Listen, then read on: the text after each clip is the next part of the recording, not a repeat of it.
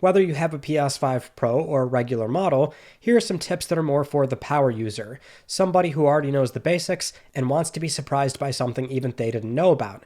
I've already done a separate upload going over 50 plus tips and tricks that show most of the shortcuts and features that a new user should learn about, but here, everything will be new, and some of these might even surprise you. If you're using the Pulse Elite headset or the Pulse Explorer, you can triple tap the power sync button 3 times, and that will be a shortcut to the audio equalizer settings.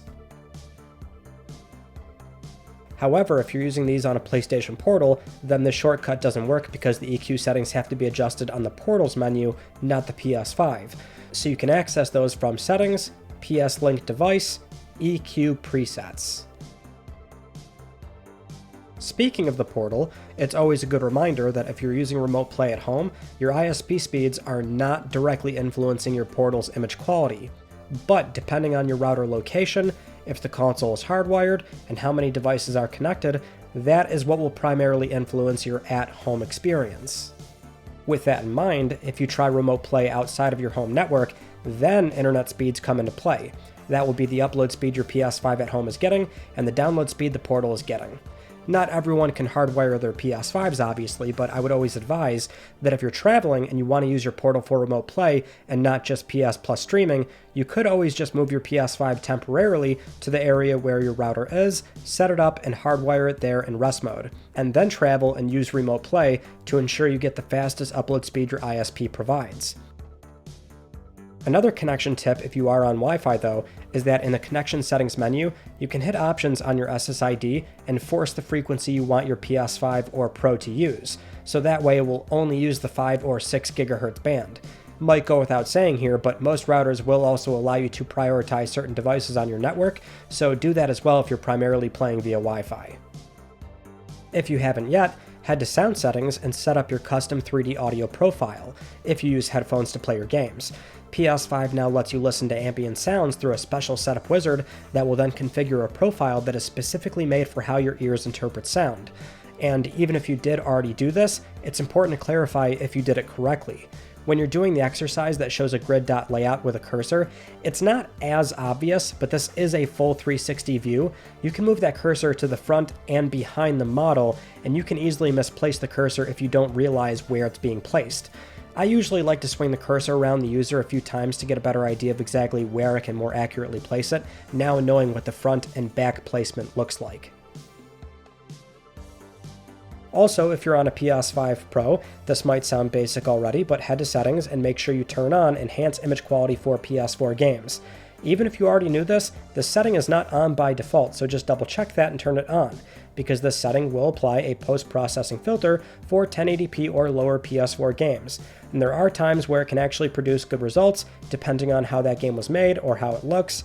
Usually text, UI elements, or high contrast games will sharpen up a lot better, but this is an ideal setting to toggle whenever you're playing older PS4 games that are pre-PS4 Pro patched. Something I always like recommending is good resources to look through if you want to know more about a game's performance options when played on a base console or a PS5 Pro. There's so much out there now for boosted frame rates on the Pro, high frame rate modes, 40 FPS fidelity modes, PS5 Pro settings, 8K modes even, and so much more. So if you're a power user who always wants to know what a game offers before jumping in, I'll leave a link in the description for a running catalog that tells you exactly what games have and what they offer. Let's move on to classic games on PSN, the ones that are part of the PlayStation Plus Premium lineup. First and foremost, you don't need a subscription to play those games. Almost always you can buy them separately if you so choose, but the real tip here is that you can usually get these cheaper if you have access to a PlayStation 3 or a PlayStation Vita. These stores still work at the time of this video's upload, and Sony does grandfather your license from the storefront if the game was on there previously. And the big benefit is that the PS1 classics are cheaper. For most of the games that are on both consoles, you'll find they cost, as an example, $9.99 USD on PS5, but $5.99 USD on PS3 and Vita. So while it is a pain to use PSN cards or loading up your wallet funds ahead of time and then using the older stores, you can save a lot of money if you buy the games on there first. Now there are some things to bear in mind though. There are some games where the price is either the same or even slightly less on PS5, like Herc's Adventures. Also, in most cases, the license does carry over. There's been situations previously with publishers like Bandai Namco or Capcom where you're not allowed to download the game on PS5 even if you own it on PS3 or the game was paywalled behind premium, but as of today, these restrictions have been lifted. But if you're ever curious and you want to make sure, I'll leave a link below that will show a running catalog that has confirmed which games do transfer the license. But for the most part, if they're on both stores, it'll probably transfer. Same for the PSP games, which I will say the price difference is all over the place on this one. Some games are only slightly cheaper, and a lot of them will actually be more expensive than the PS5 listing, but there's another benefit we can't overlook here. If you buy the game on PS5, then the license usually does not go backwards. So you can't say buy a PSP game on PS5, then go to a PS Vita and download it there. But the license does go forward, so even if the game is the same price or maybe more, it's just something to consider because you get more compatibility if you buy it from the old storefronts first. Even if you don't have a PS Vita right now, you'd still be buying a license that you have access to in your download list if you eventually did pick up a used Vita or something. Another classic game tip for when you're actually playing them is to check out the emulator menu. Dive into settings, and then customize button assignments. This is extremely thorough because you can edit the direction of the analog sticks. And to make it easier, you can head to the presets option where it will already have the option for inversion settings too. And there's even one on there for swapping the X and circle button. But considering so many older games oftentimes gave you no option to adjust camera or stick controls, this makes it so much easier to play your favorite classics. And it's also future-proofed for any new classic Sony adds, especially the PSP titles, letting you add analog controls to games that might only use the D-pad or analog nub, or use face buttons for directional movement.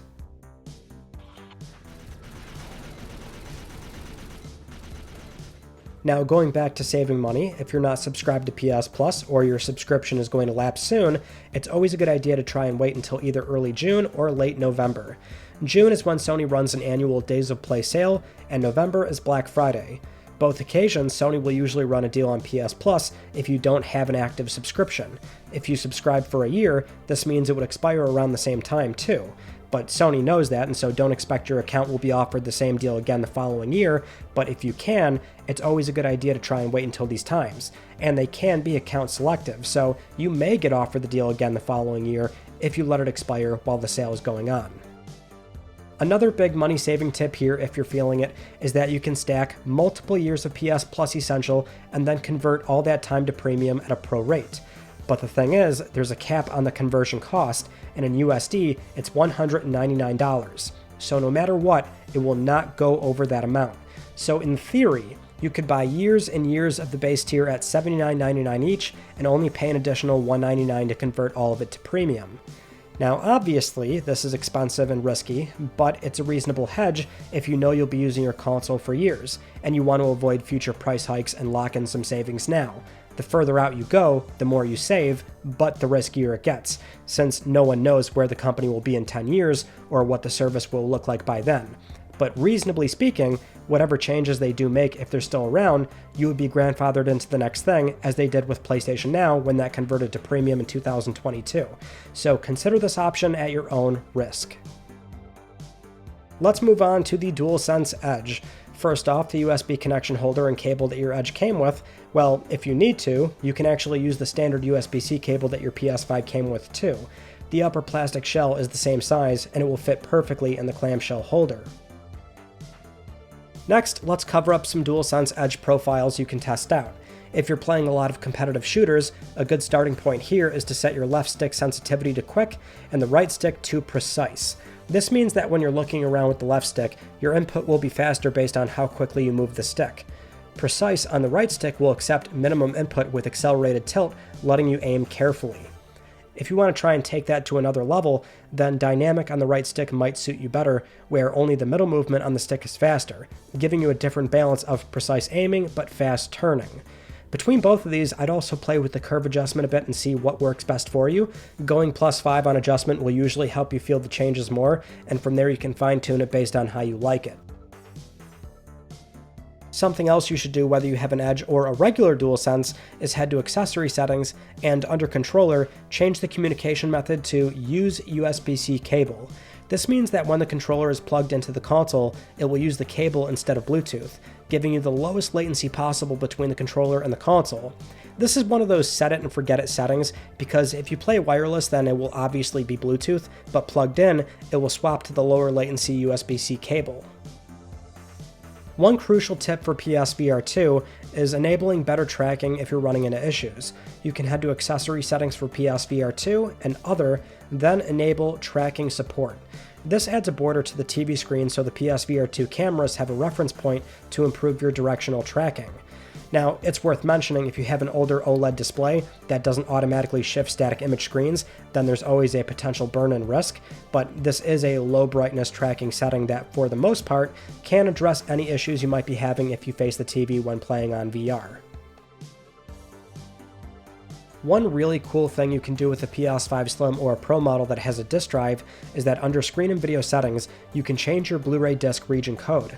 That way you can watch foreign Blu-rays on your console, with the added benefit that this will only affect movies because Blu-ray games stay region-free, so you can continue playing those without issue. Same for UHD movies, those are region-free as well, but standard DVD or Blu-ray, you can change region codes for that. There are some restrictions with this though. You'll notice it says remaining changes. You can only change a region code 4 times, and it will permanently lock on the last one, so this might be an ideal change if you have 2 consoles or Blu-ray players in the house. Also, I should clarify that this restriction takes priority on the console, so you cannot swap disk drives and change regions again. The console will actually reject the new disk drive if you try and do that after changing your region code, so you can't buy another drive and try and do it that way. But for science, I did verify that if you get that screen after switching regions and changing drives, you can put the old drive back in, which will still require an online registration again, and the original drive will work. So the console will remember which drive you used when you changed your Blu-ray region code, even though you need to register it again. That's all I've got for you, and again, you can check out my other video covering over 50 tips and tricks to see if there's anything in there that you might find useful, and also this video going over additional PS5 secrets and things Sony doesn't normally tell people about. Other than that though, that is it. Thank you so much for watching, and I will see you all in my next video. You take it easy.